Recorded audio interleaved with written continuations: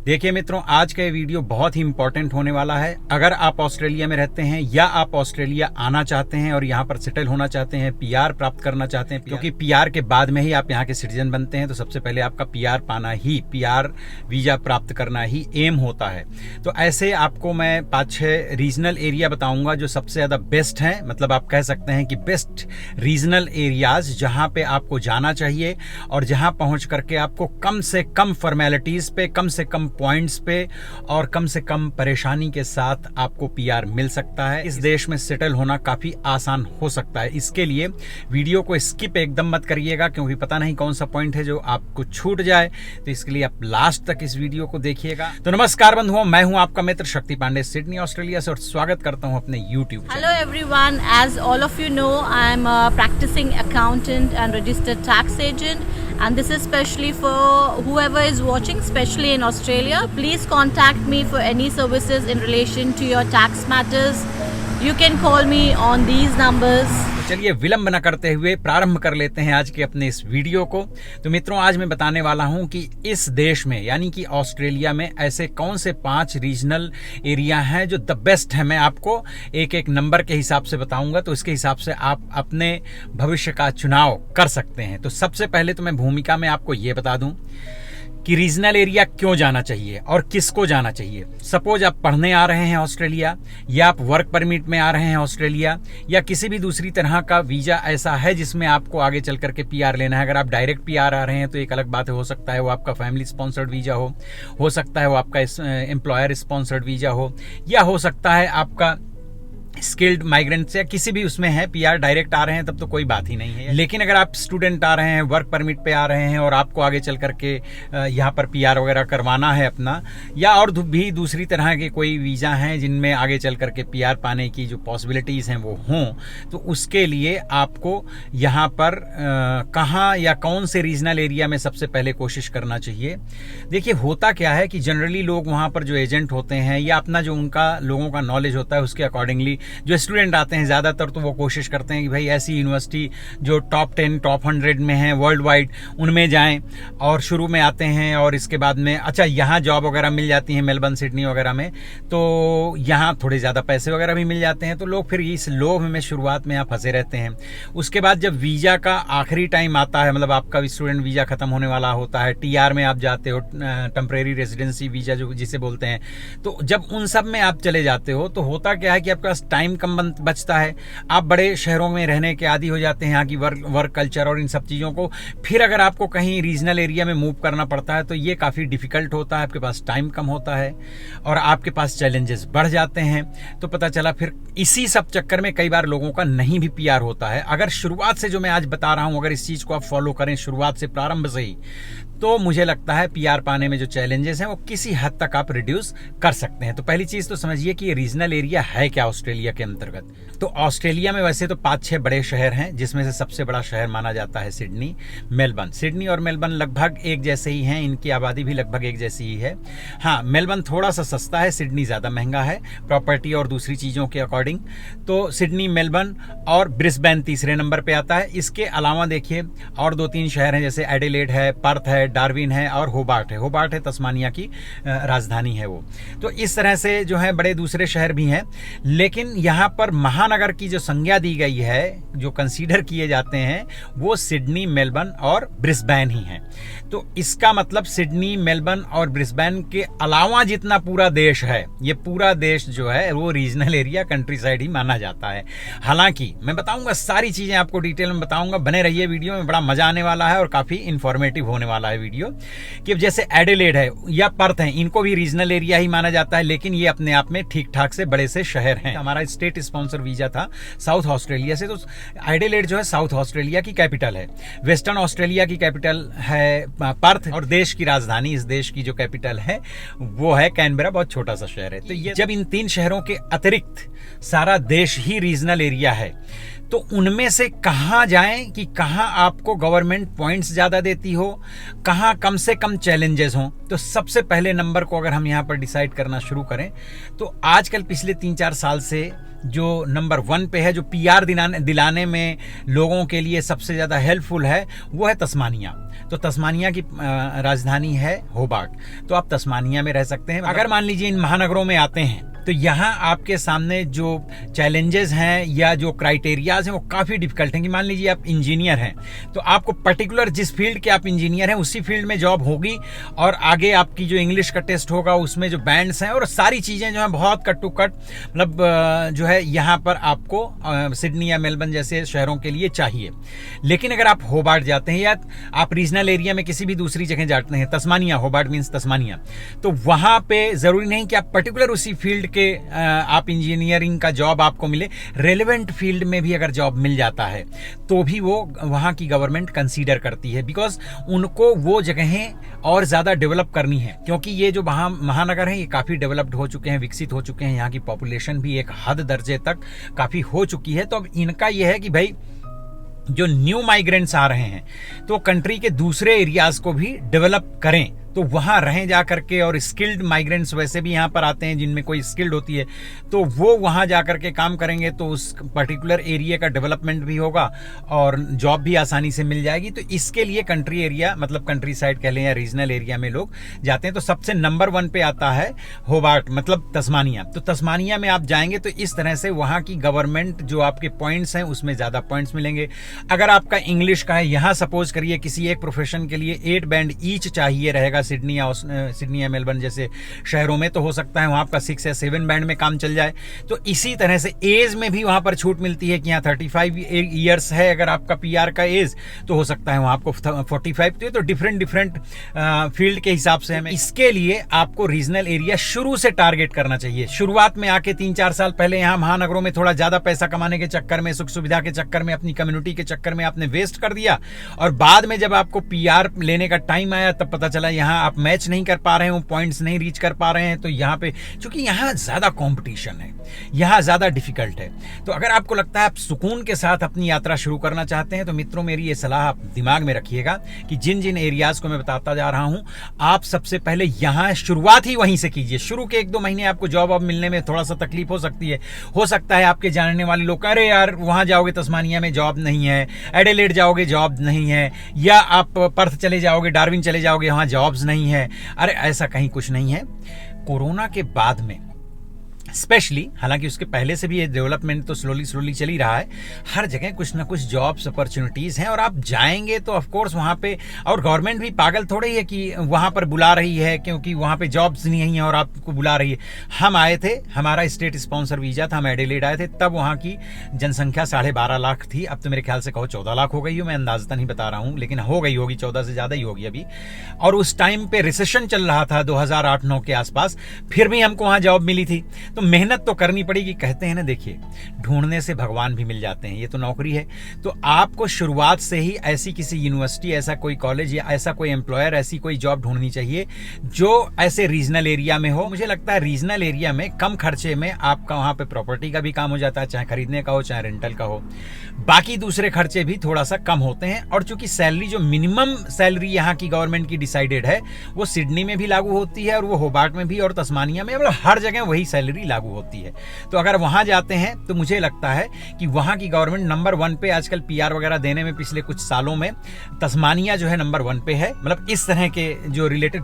अच्छा, अगर आप सिडनी मेलबर्न में रह रहे हैं और आपको भी कहीं मूव करना है तो मैं कहूंगा कि नंबर 1 पे आता है तस्मानिया। आप तस्मानिया टारगेट कीजिए, वहां जॉब वगैरह ढूंढिए, वहां जाइए, आपके पीआर मिलने के चांसेस बढ़ जाएंगे।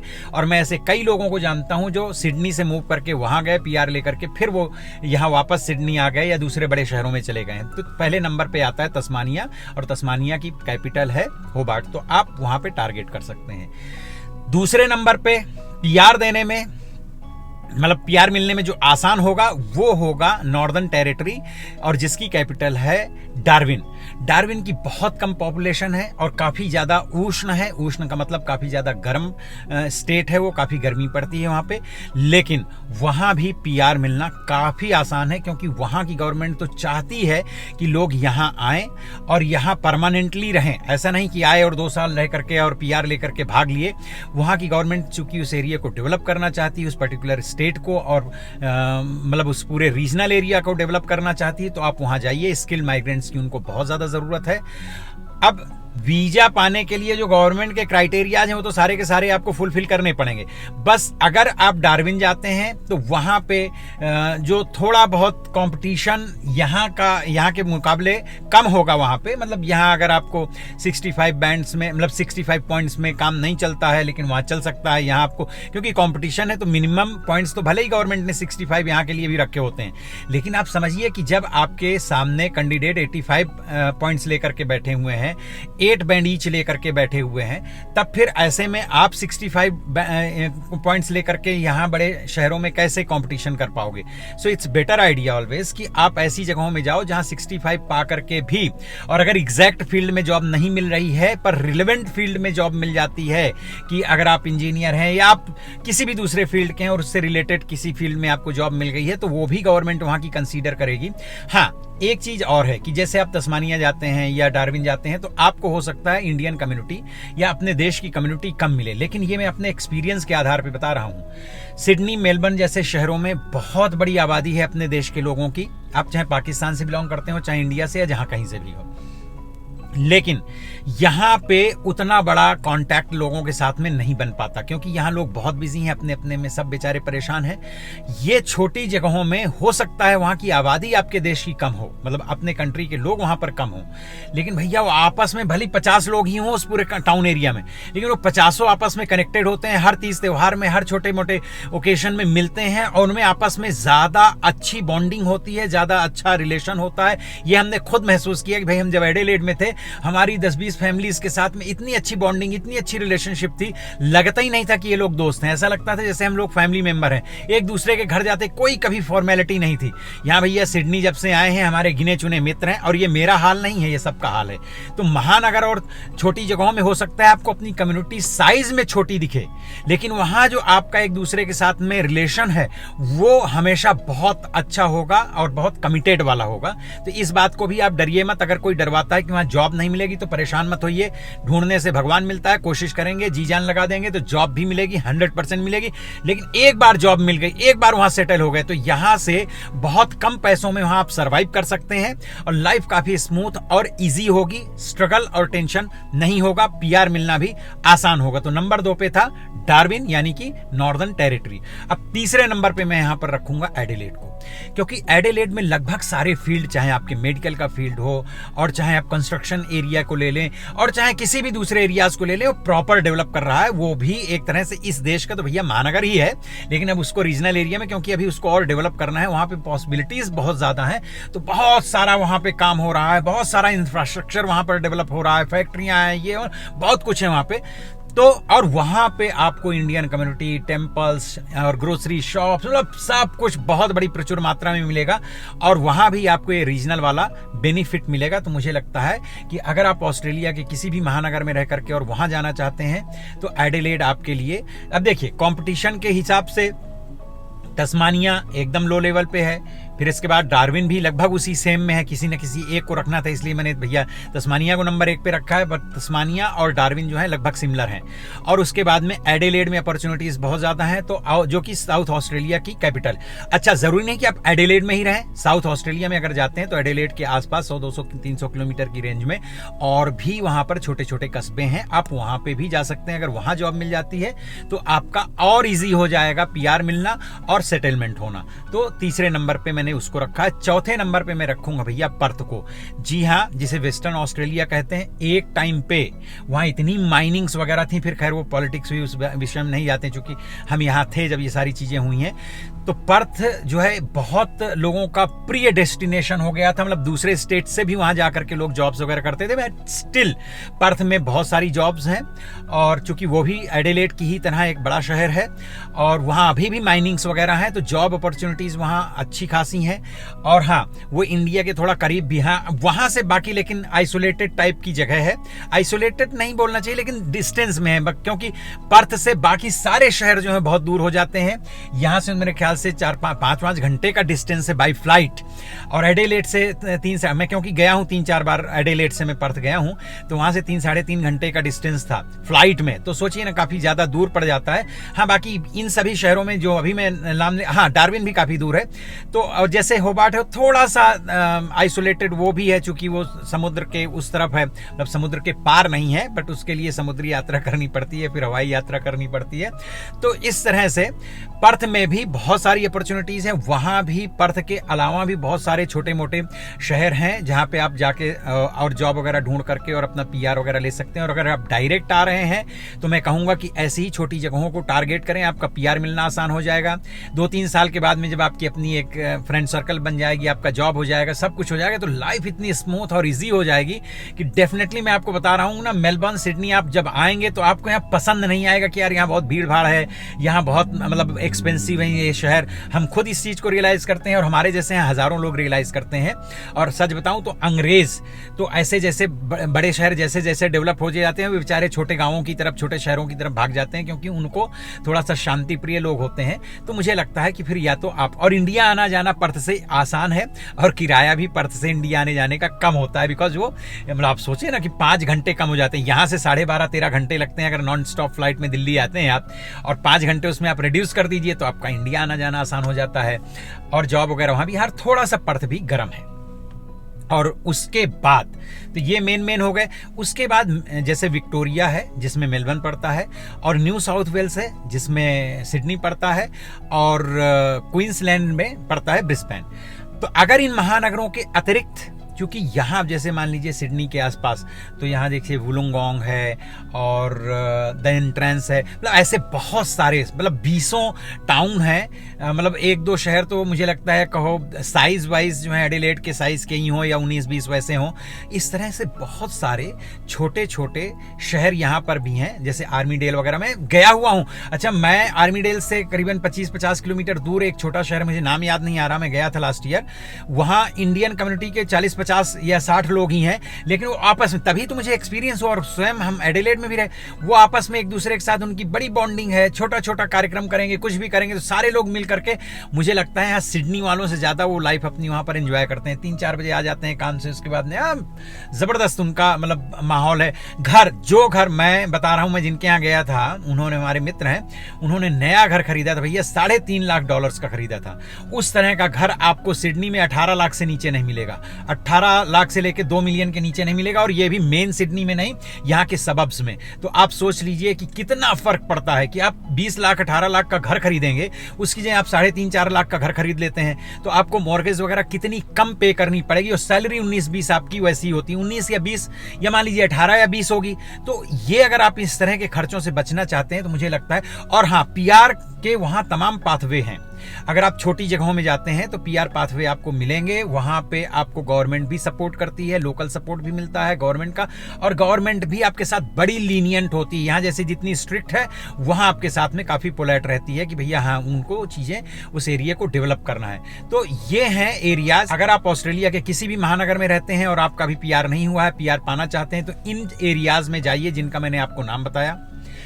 और अगर आप ऑस्ट्रेलिया आना चाहते हैं पढ़ने के लिए भी, तो मैं आपसे यही रिक्वेस्ट करूंगा कि इंस्टेड ऑफ कि आप मेलबर्न और सिडनी को टारगेट करें, ऐसी छोटी जगहों को टारगेट करें, तो आपका पीआर आसान हो जाएगा। अगर वर्क परमिट में भी आते हैं तो ऐसी ही जगहों को आप टारगेट करें।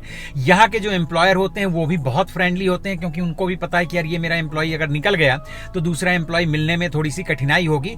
तो वहाँ पे जिस तरह से एम्प्लॉय को डर लगा रहता है कि यार मेरी जॉब न चली जाए, इसी तरह से एम्प्लॉयर भी डरता है कि यार मेरा एम्प्लॉय जो है छोड़ के चला ना जाए। तो ये दोनों ही तरह का कमिटमेंट होता है। तो हाँ, एम्प्लॉयर के साथ में भी अच्छे रिलेशनशिप होते हैं। खर्चा भी कम होता है ना, पीसफुल लाइफ जो है छोटी जगह में ज्यादा अच्छी होती है। तो ये कुछ बातें थी बंधुओं जो आप लोगों के साथ में शेयर करनी थी। आप लोग बहुत भर भर के मुझे प्यार दे रहे हो, बहुत बहुत धन्यवाद। दिल से आप लोगों को हृदयपूर्वक आभार और धन्यवाद। मैं यही कहूंगा कि अभी भी सब्सक्राइब करने का जो रेशियो है वो थोड़ा सा कम है। तो भैया अगर आप वीडियो देखते हो तो प्लीज इसे सब्सक्राइब करो और लाइक करके कमेंट करके आप बताओ कि आपको मेरे वीडियोस कैसे लगते हैं और क्या ये वीडियो आपको अच्छा लगा है, इसमें से क्या चीजें आपको अच्छी लगी, मेरी कौन सी एडवाइस आपको अच्छी लगी, कि आप सचमुच ऑस्ट्रेलिया आने के लिए प्लान कर रहे हैं या आपकी क्या सिचुएशन है, प्लीज आप कमेंट करके बताइएगा। मैं कोशिश करूंगा कि आपको जवाब दे सकूं। अगर लेट हो जाऊं तो प्लीज उसके लिए क्षमा करिएगा, मन में कोई मलाल मत रखिएगा, क्योंकि अगर आप यहाँ रहते हैं तो आपको पता होगा कि कितनी व्यस्तता रहती है, उतना समय नहीं मिल पाता है। एक बात ये थी। दूसरी बात ये थी कि आप मित्रों मेरे वीडियो को शेयर कीजिए अपने सोशल मीडिया में, दूसरे प्लेटफॉर्म में भी, ताकि दूसरों को भी ये जानकारियां प्राप्त हो सकें। पता नहीं किसका कहाँ कैसे भला हो जाए। तो भला करने के लिए देखिए मुझे लगता है बस दिल बड़ा होना चाहिए और कुछ पैसे उससे तो इसमें खर्च होते नहीं है। तो यही बातें थी। इसके बाद थोड़ा सा पोर्शन जो है तो व्लॉग का है, उसको भी आप देखिए और एंजॉय कीजिए। अपना बहुत बहुत ध्यान रखिए। मिलता हूँ फिर किसी दूसरे वीडियो में। Take care and bye bye. कि अभी हम जैसे जा रहे हैं, आज है संडे और हम अपनी जा रहे हैं शाखा, केशव शाखा जो पैरामाटा में लगती है सिडनी ऑस्ट्रेलिया में। तो ये HSS की हिंदू स्वयं सेवक संघ, जिसे अपने इंडिया में RSS कहते हैं। तो अब बहुत रेगुलर नहीं जा पाते हैं, लेकिन कुछ ओकेशनल कुछ ऐसा होता है जिसमें बुलाया जाता है तो फिर हम जाते हैं। बुलाया जाता है इन द सेंस, चूँकि हम पहले से जाते आते रहे हैं तो वो लोग बेचारे पर्सनली भी हमें इन्फॉर्म करते हैं। सो हम उनके लिए बहुत बहुत धन्यवाद है हृदयपूर्वक। लेकिन दैनंदिनी जीवन का थोड़ा सा आपको दिग्दर्शन करवाएंगे, तो बने रहिए साथ में। ये है देखिए केशव शाखा, और इस केशव शाखा में लोग आए हैं। अभी यहाँ का शाखा का कार्यक्रम सब पूरा हो चुका है और अब ये देखिए प्रार्थना की तैयारी हो रही है। और इस प्रार्थना के बाद में ही यहाँ पर है फायर ब्रिगेड, जो कि मुझे सूचना मिली है। वहाँ जाके रक्षाबंधन का कार्यक्रम करेंगे, राखी बांधेंगे जा कर के। तो ये देखिए सब हमारी पूरी टीम, हेलो सर, आ चुकी है। और ये जो हैं तो सॉरी, ये यहाँ पर कार्यक्रम चल रहा है। ये फायर फाइटर्स हैं। इधर अंशिका राखी बांध रही हैं।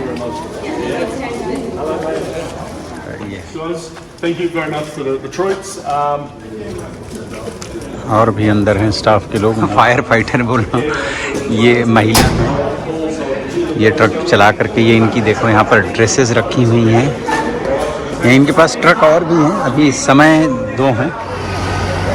अभी अंशिका भी सीख रहे हैं। सभी बच्चे लाइन से लग के अपना शौक पूरा कर लिया।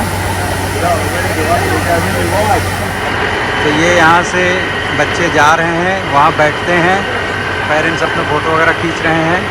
और उधर एक पुलिस ऑफिसर मतलब फायर फाइटर खड़े हैं, वो बच्चों को उतरने में मदद करते हैं। तो ये है, इस तरह से ट्रक का भी टूर हो गया। ये देखिए इन्होंने जो है तो एक्टिविटी बुक दी है बच्चों को, सभी बच्चों के लिए दिया है। इन्होंने ही दिया है ना यहाँ से। हाँ, तो अभी इसमें हाँ अंदर भी कुछ है, एक खोल करके दिखाओ। फायर एंड रेस्क्यू और भी होगा कुछ, बस इतना ही है और कुछ नहीं है। ये सब ड्राइंग वगैरह बना सकते हैं।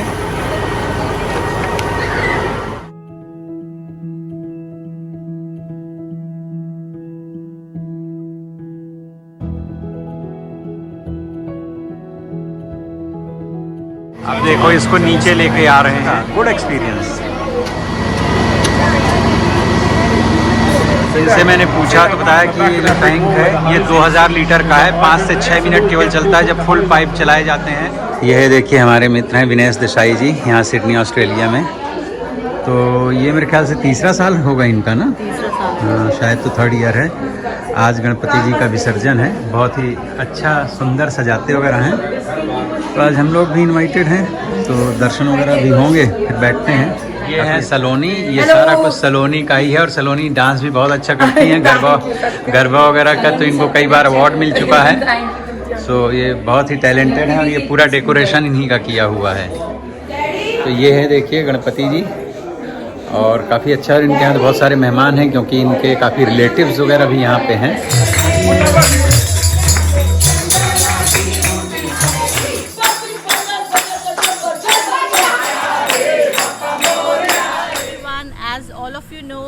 a practicing accountant and registered tax agent, and this is especially for whoever is watching, especially in Australia. Please contact me for any services in relation to your tax matters.